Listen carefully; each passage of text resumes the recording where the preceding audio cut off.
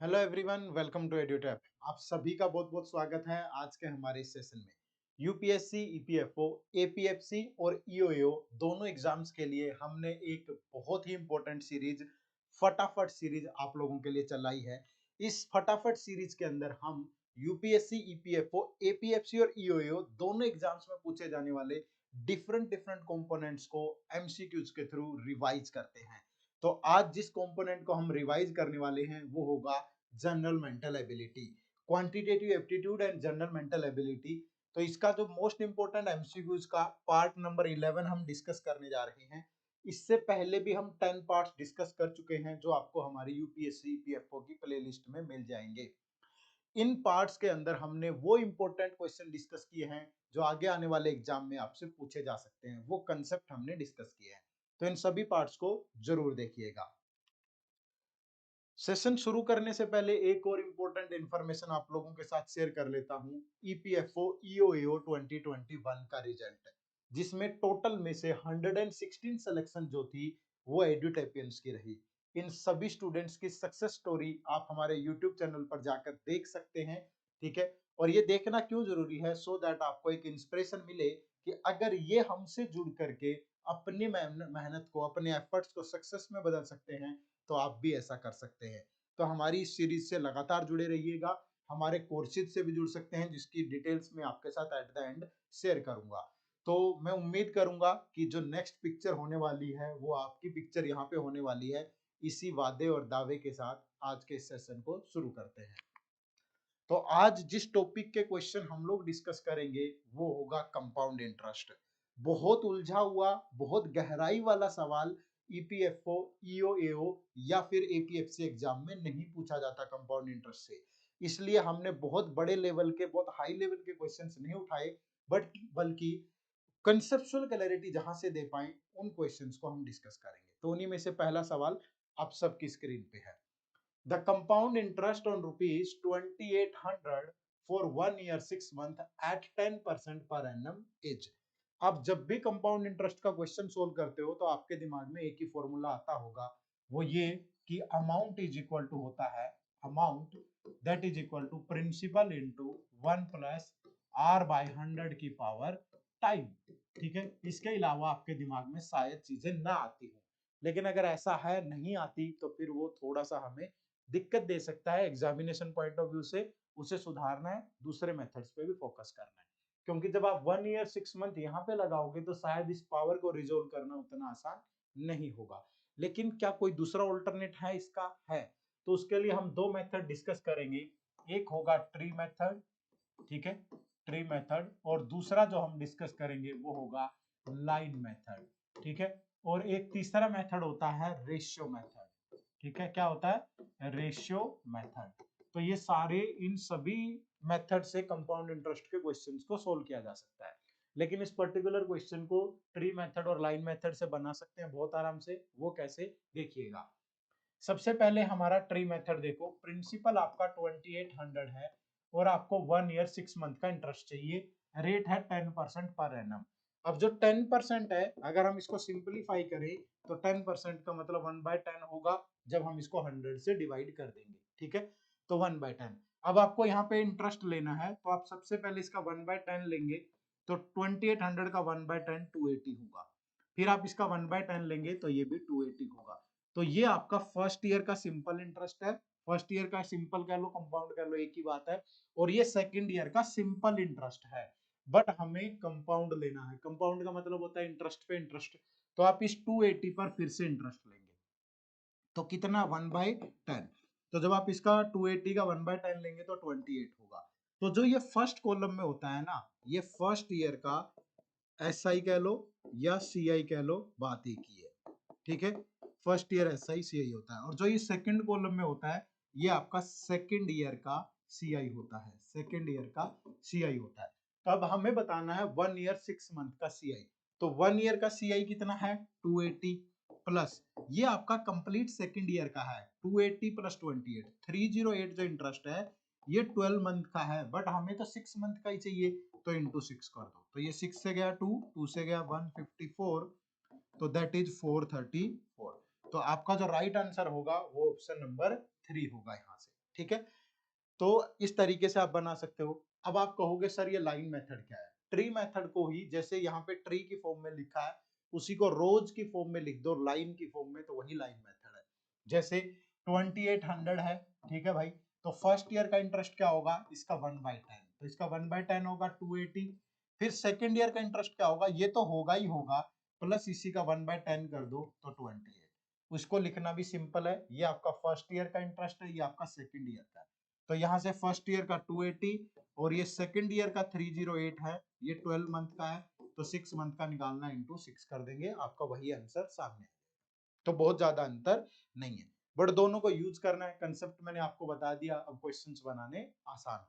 ठीक है जी, आगे बढ़े नेक्स्ट। तो इन दोनों में से कभी इस मेथड का यूज करेंगे, कभी लाइन का, कभी ट्री का, और एक रेशियो मेथड आगे आएगा वो भी मैं बताऊंगा आपको। ठीक है, चलिए नेक्स्ट सेकंड क्वेश्चन देखिएगा। A sum is invested at compound invested payable annually, ठीक है, the interest in 2 successive years was ₹500 and ₹540, the sum is. एक सम को इन्वेस्ट किया गया, कंपाउंडेड एनुअली है, ठीक है, और 2 सक्सेसिव ईयर का इंटरेस्ट है 500 और 540। मैंने अभी आपको क्या बताया था ट्री मेथड में कि अगर ये हमारा प्रिंसिपल है तो ये आपका फर्स्ट ईयर का इंटरेस्ट है, ठीक है, और ये आपका जो सेकंड कॉलम में आता है वो सेकंड ईयर का इंटरेस्ट होता है। तो फर्स्ट ईयर का इंटरेस्ट यहाँ 500 है, तो सेकंड ईयर का इंटरेस्ट, अब फर्स्ट ईयर का सिंपल इंटरेस्ट 500 है, तो सेकंड ईयर का सिंपल इंटरेस्ट तो 500 ही होगा, क्योंकि सिंपल इंटरेस्ट तो हर साल सेम सेम ही मिलेगा आपको। तो अगर ये सेकंड ईयर का टोटल इंटरेस्ट 540 है तो दैट मीन्स ये 40 रुपीज इस 500 पे इंटरेस्ट लिया गया है, ठीक है। तभी तो सक्सेसिव ईयर का मतलब तो यही हुआ ना कि फर्स्ट ईयर का इंटरेस्ट दिस, सेकंड ईयर का दिस, तो ये 40 रुपीज इंटरेस्ट लिया गया 500 पे, तो रेट ऑफ इंटरेस्ट क्या होगा, 40 रुपीज इंटरेस्ट लिया गया 500 पे, ठीक है। अगर रेट बतानी है फिर तो इंटू 100 कर दो, ठीक है, यहीं से, या आप नॉर्मली 0 से 0 2 से जाएगा 2/25, तो 2/25 है, यानी 500 का 2/25 40 है, तो प्रिंसिपल का भी तो 2/25 ही लिया गया होगा यहाँ, क्योंकि रेट ही तो लेते हैं प्रिंसिपल से इंटरेस्ट निकालने के लिए, ठीक है।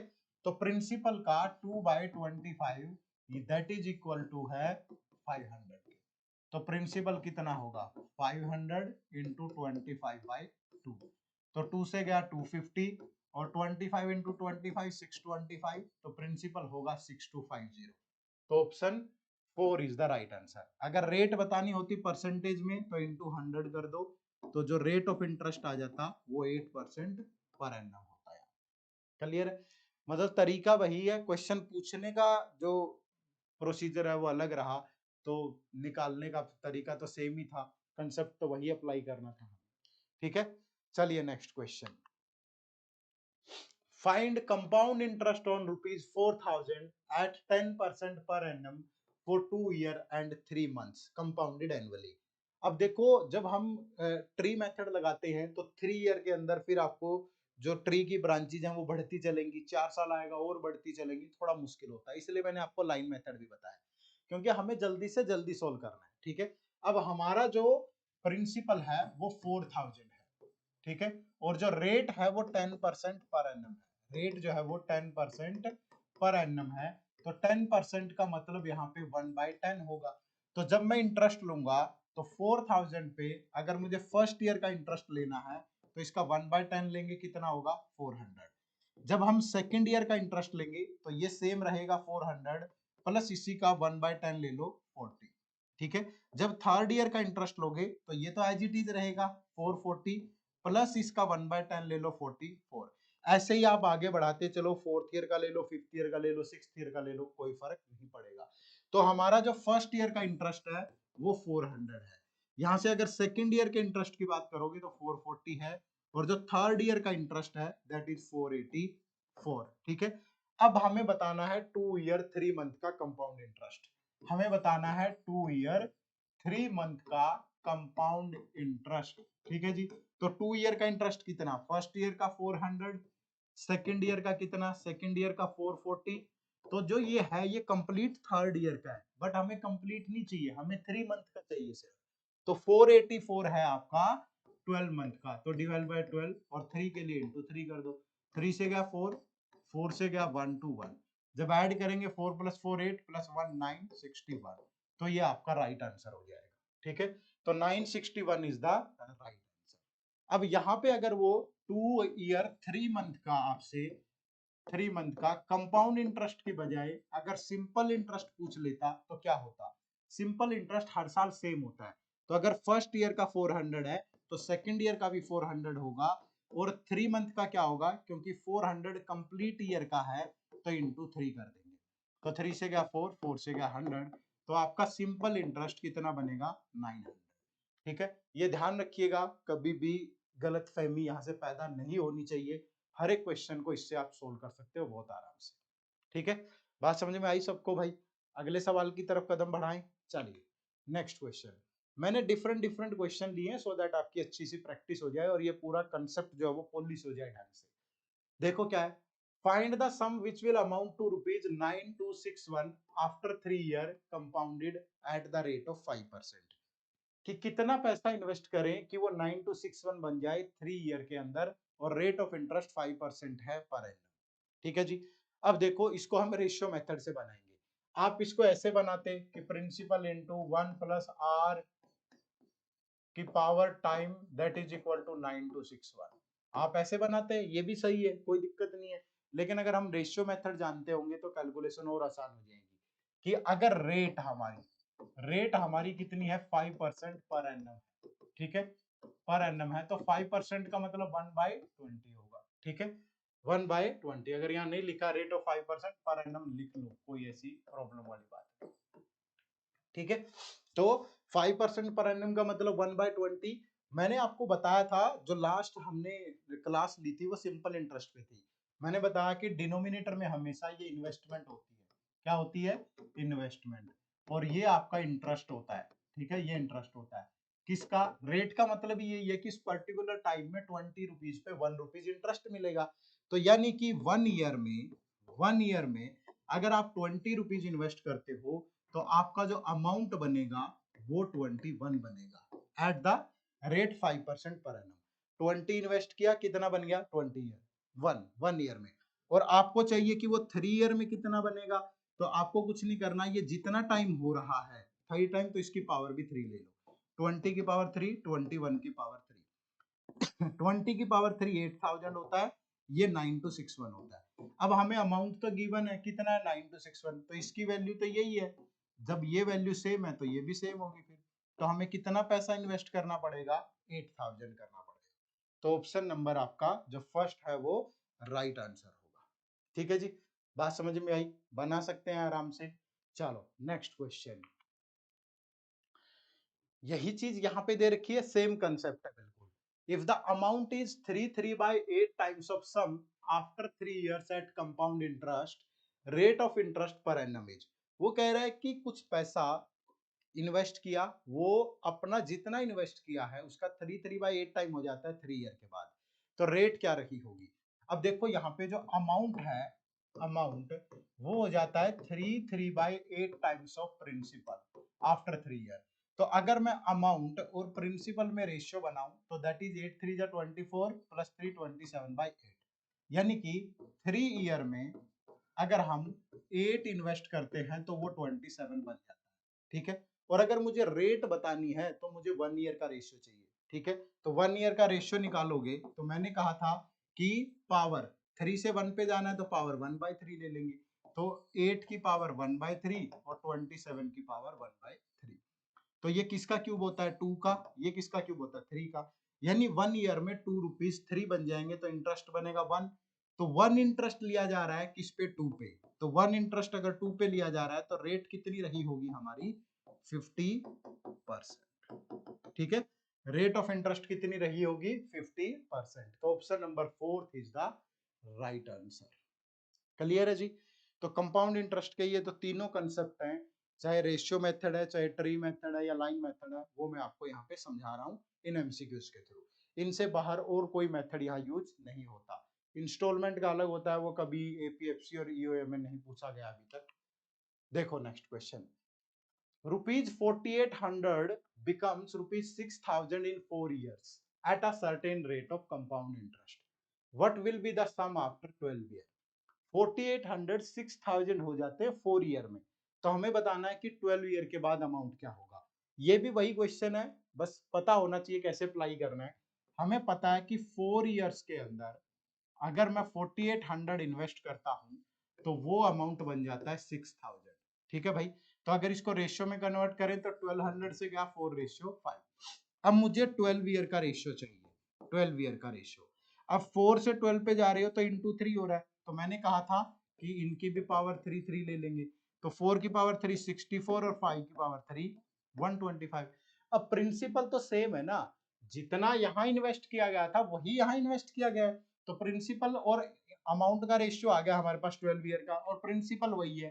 तो 64 की वैल्यू 4800, तो 1 की वैल्यू होगी 4800 बाई 64।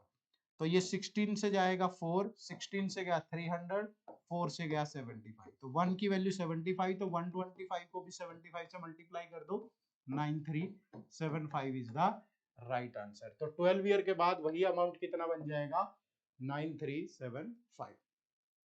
ठीक है, कितना बन जाएगा, 9375। क्लियर है जी। चलिए नेक्स्ट क्वेश्चन देखो क्या है भाई। The simple interest on a sum of money for 5 years इज 2000 at 15% per annum. Find the compound interest on the same sum of money at same rate for 3 years. अब वो कह रहा है कि अगर 5 साल का सिंपल इंटरेस्ट 2000 है 15% से, तो 3 साल का जो अमाउंट कंपाउंड इंटरेस्ट है वो क्या होगा, सेम रेट से। अब एक चीज देखो, जो 5 ईयर का एसआई है, 5 ईयर का एसआई वो है 2000। ठीक है, तो 1 ईयर का एसआई कितना होगा, सिंपल इंटरेस्ट होगा कितना, 2000 बाई 5 यानी 400। क्योंकि जो सिंपल इंटरेस्ट है वो तो हर साल सेम सेम होता है, तो 1 ईयर का इंटरेस्ट होगा 400। अब हमें पता है कि फर्स्ट ईयर तो चाहे सिंपल हो चाहे कंपाउंड हो सेम ही होता है, तो फर्स्ट ईयर का इंटरेस्ट 400 है। और जब हम कंपाउंड इंटरेस्ट लेंगे तो रेट जैसे सेकंड ईयर भी ये तो 400 ही रहेगा, प्लस जो रेट है वो लगा दो, इस पे इंटरेस्ट लगेगा। फर्स्ट ईयर तो सेम रहना है, सेकंड ईयर जब लोगे तो फर्स्ट ईयर का इंटरेस्ट प्लस उस पे क्या कंपाउंड। तो 400 का 15% होगा 60। जब आप थर्ड ईयर लोगे ये तो सेम रहेगा, प्लस इसी का 15%, तो 15 छिके 90, 9 60 तो 69। तो फर्स्ट ईयर का इंटरेस्ट बना 400, कंपाउंड की बात हो रही है। ठीक है, सेकंड ईयर का बना 460, और जो थर्ड ईयर का बनेगा दैट इज 529। तो अगर सबको ऐड कर दूं तो 4 4 8 5 13, तो 1389 हो जाएगा। ठीक है, तो ऑप्शन नंबर जो 2 है वो आपके क्वेश्चन का राइट आंसर होगा।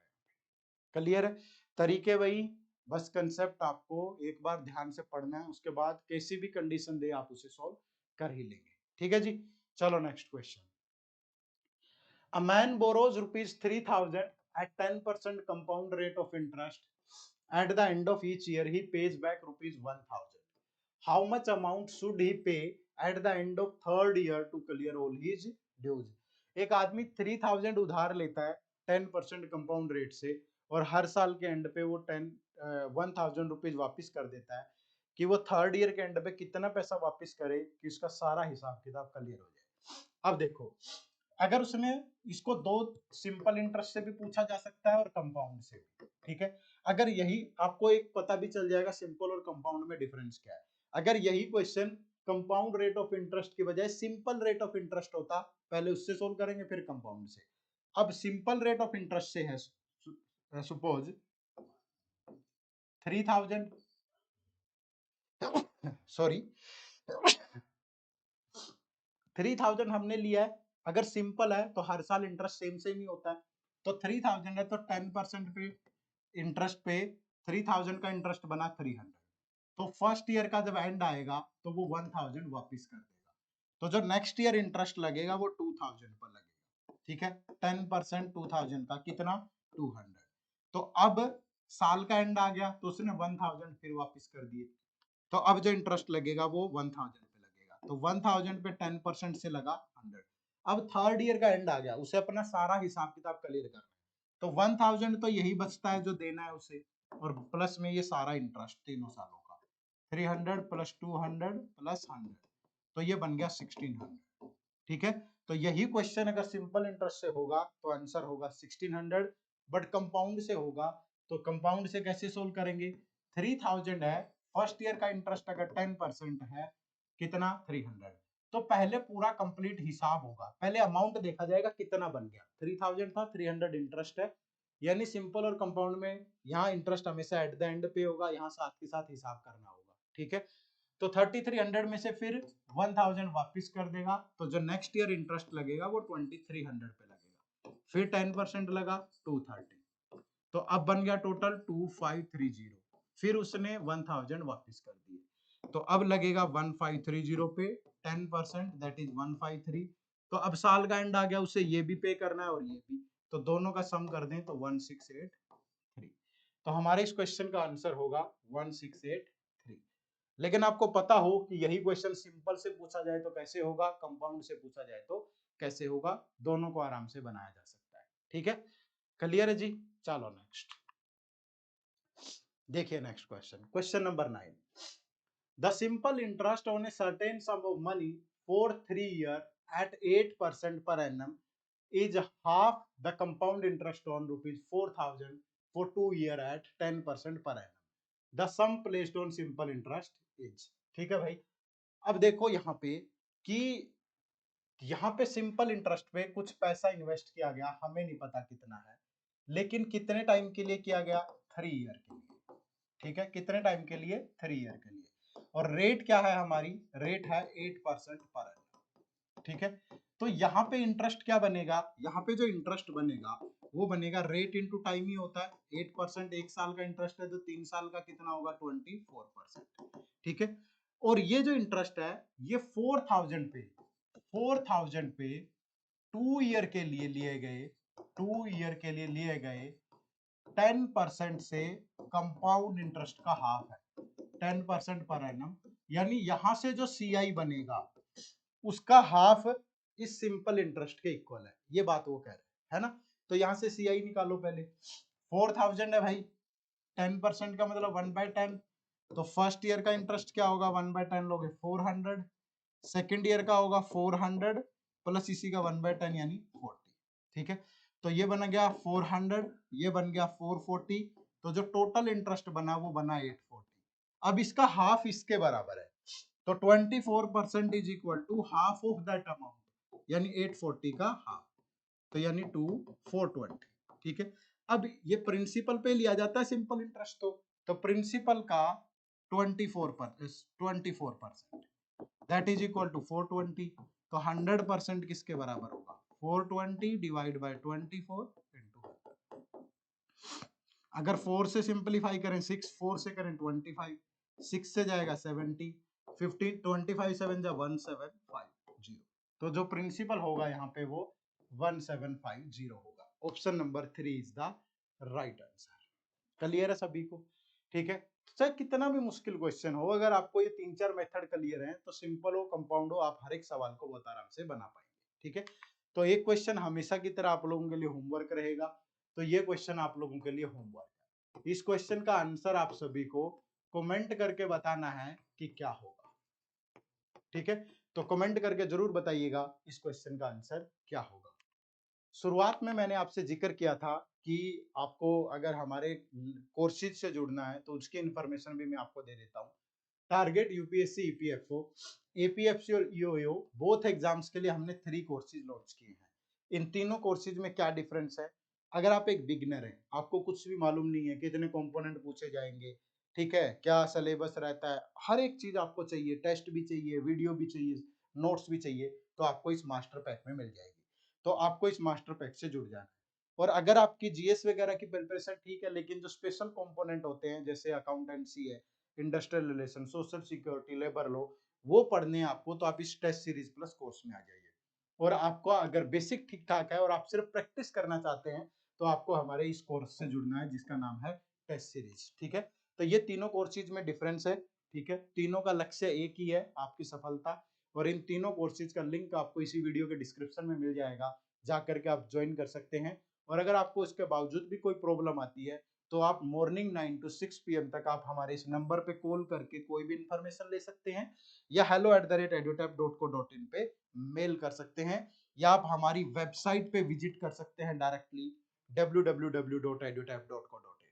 ठीक है, तो आज के इस सेशन में इतना ही। उम्मीद करूंगा कि ये सेशन आपको अच्छा लगा होगा, कंपाउंड इंटरेस्ट से रिलेटेड कंसेप्चुअल क्लैरिटी आपको मिली होगी, सो दैट आने वाले एग्जाम में आपका इस टॉपिक से कोई भी क्वेश्चन गलत ना हो। ठीक है, तो मिलते हैं फिर नेक्स्ट सेशन में इसी जोश उत्साह के साथ। आप सबका बहुत बहुत शुक्रिया। Thank you very much. जय हिंद, जय भारत।